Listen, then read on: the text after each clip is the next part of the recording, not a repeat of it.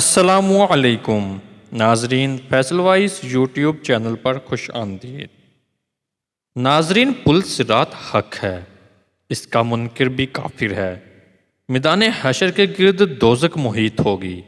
جنت میں جانے کے لیے اس دوزخ پر ایک پل ہوگا جو کہ بال سے زیادہ باریک، تلوار سے زیادہ تیز اور رات سے زیادہ کالا ہوگا، یعنی اس پر اندھیرا ہوگا، سوائے ایمان کی روشنی کے اور روشنی نہ ہوگی۔ اس کی 7 گھاٹیاں ہیں اور ہر ایک گھاٹی 3,000 کوس کی ہیں۔ سب کو اس پر چلنے کا حکم ہوگا اور اس پر سب سے پہلے نبیوں کے سردار حضرت محمد صلی اللہ علیہ وآلہ وسلم گزریں گے، جو کل جہان کی رہبر اور امت کے غم خوار ہیں اور امت کی خاطر فضل الہی کی طالب ہیں، اور 1,00,000 فرشتے پرصراط کے ہر طرف کھڑے ہوئے دعا مانگتے ہوں گے۔ آپ کے بعد آپ کی امت گزرے گی اور پھر اور خلقت باری باری گزرے گی۔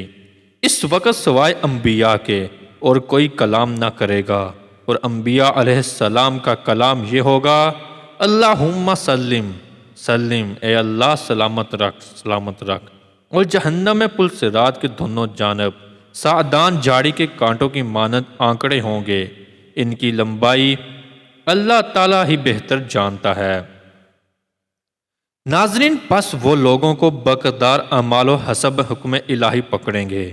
بعض کو بالکل پکڑ کر جہنم میں گرا دیں گے اور بعض کا گوشت چھیل ڈالیں گے، لیکن زخمی کو اللہ تعالیٰ نجات دے گا۔ مومن سب گزر جائیں گے۔ بعض تو اس پر سے بجلی کی مانند گزر جائیں گے اور بعض تیز ہوا کی مانند، بعض پرند جانوروں کی مانند، بعض تیز گھوڑے کی مانند، بعض تیز اونٹ کی مانند جلد گزر جائیں گے۔ بعض جیسے تیز آدمی دوڑتا ہے، بعض تیز چلنے والا پیدل کی مانند، بعض عورتوں کی طرح آہستہ آہستہ، بعض سرین پر گھسیٹے ہوئے چلیں گے اور کوئی چونٹی کی چال چلے گا۔ کفار اور منافق سب کٹ کٹ کر دوزخ میں گر جائیں گے۔ ناظرین، شریعت اس عالم میں پل صراط کی صورت میں ظاہر ہوگی۔ بس جتنا جس کو اس دنیا میں شریعت پر چلنا آسان تھا، اتنا ہی اس کو آخرت میں اس پل صراط پر چلنا آسان ہو جائے گا، اور اس کے حق میں پل صراط اتنا ہی زیادہ وسیع اور فراخ راستہ بن جائے گی، اور جس کے لیے جتنا یہاں شریعت پر چلنا مشکل ہے، اتنا ہی وہاں پل صراط اس کے لیے دشوار ہو جائے گی، حتیٰ کہ بال سے بھی زیادہ باریک ہوگی، یہاں تک کہ کفار و منافقین اس پر سے گزر نہیں سکیں گے اور کٹ کٹ کر دوزخ میں گر جائیں گے۔ ناظرین، آپ کی شفاعت برحق ہے، یعنی قیامت کے روز حضور انور صلی اللہ علیہ وآلہ وسلم اللہ تعالیٰ کے حضور میں گناہ گار بندوں کی سفارش کریں گے، جبکہ سب لوگ نہایت اضطراب اور بے قراری کی حالت میں آدم علیہ السلام سے لے کر تمام انبیاء علیہ السلام کے پاس جائیں گے، اور وہ اپنے سے دوسرے نبی کے پاس بھیجتے اور معذوری ظاہر کرتے رہیں گے، حتیٰ کہ ہمارے حضور پر نور علیہ السلام کے پاس آئیں گے تو آپ صلی اللہ علیہ وآلہ وسلم فرمائیں گے: ہاں، میں اس کے لیے مقرر ہوں، میں اپنے رب سے اجازت مانگوں گا اور مجھے اجازت ہوگی، باوجود یہ کہ حضرت محمد صلی اللہ علیہ وآلہ وسلم کو یہ فضیلت عطا ہو چکی ہے، پھر بھی اللہ تعالیٰ کے جلال و جبروت کے ادب سے حضور اکرم صلی اللہ علیہ وآلہ وسلم شفاعت کی اجازت مانگیں گے اور سجدہ میں گر کر اللہ تعالیٰ کے بے حد و بے شمار حمد و ثنا کریں گے۔ تب آپ صلی اللہ علیہ وآلہ وسلم کو شفاعت کی اجازت ہوگی اور آپ اپنی امت کے لیے متعدد بار شفاعت کریں گے اور اللہ تعالیٰ بخشتا رہے گا، یہاں تک کہ جس نے صدقے دل سے لا الہ الا اللہ کہا اور اس پر مرا، اگرچہ اس نے کبیرہ گناہ بھی کیے ہوں، دوزخ سے نکالا جائے گا اور جنت میں داخل کیا جائے گا، بشرطیہ کہ اس نے شرک نہ کیا ہو۔